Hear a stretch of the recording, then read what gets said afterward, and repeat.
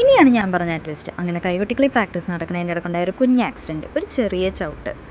അപ്പോൾ അതാ കാലിങ്ങനെയൊക്കെയായി. പിറ്റേ ദിവസം ഞങ്ങൾ വാഴ കാണാനൊക്കെ പോയി തിരിച്ചു വരുന്ന വഴിക്ക് വെറുതെ ഒന്ന് ഡോക്ടറെ കണ്ടേക്കാം എന്ന് പറഞ്ഞപ്പോഴാണ് പറയുന്നത് ഫ്രാക്ചർ ഉണ്ട് എന്ന്.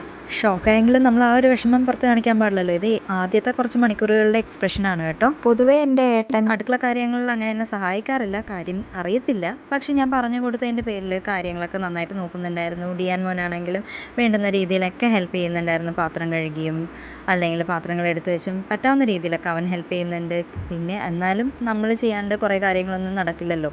അങ്ങനെ ഞാനും എന്നെക്കൊണ്ടാവുന്ന രീതിയിലൊക്കെ കുക്കിങ്ങും എല്ലാം ചെയ്തിരുന്നു.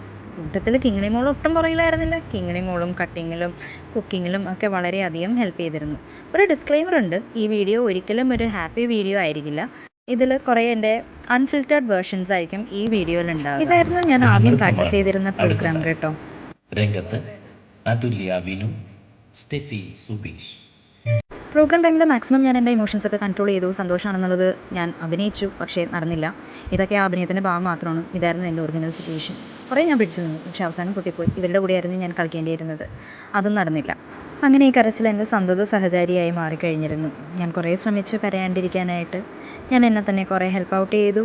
ഏതൊരു നല്ല സമയത്തെടുത്ത തീരുമാനമായിരുന്നു ഈ ഒരു ബിസിനസ്. അതും എന്നെ കുറേ ഹെൽപ്പ് ചെയ്തു ഡീചാനലൈസ് ചെയ്യാനായിട്ട്. എല്ലാവർക്കും ഉള്ളതുപോലെ തന്നെ എനിക്കും കുറേ സങ്കടങ്ങളും സന്തോഷങ്ങളും ഒക്കെ ഉണ്ടായിരുന്നെങ്കിൽ പോലും സങ്കടങ്ങൾ ആരെയും അറിയിക്കാണ്ടിരിക്കാൻ ഞാൻ മാക്സിമം നോക്കിയിരുന്നു. ഇപ്പം ഞാൻ ഹാപ്പിയാണ്, ഞാൻ ഓക്കെയാണ്. ഒത്തിരി ആഗ്രഹിച്ചിരുന്നു, അല്ല ഒത്തിരി കൊതിച്ചിരുന്നു ആ പ്രോഗ്രാംസ് ചെയ്യാനായിട്ട്. ഇനിയും പ്രോഗ്രാംസ് ഉണ്ട്, ശരിയാണ്, ഇനിയും അവസരങ്ങൾ കിട്ടും. ഇതാണ് പറഞ്ഞത്, man proposes but God disposes, but still trying to find the positivity in everything. So ഇതായിരുന്നു എൻ്റെ ടെസ്റ്റ്.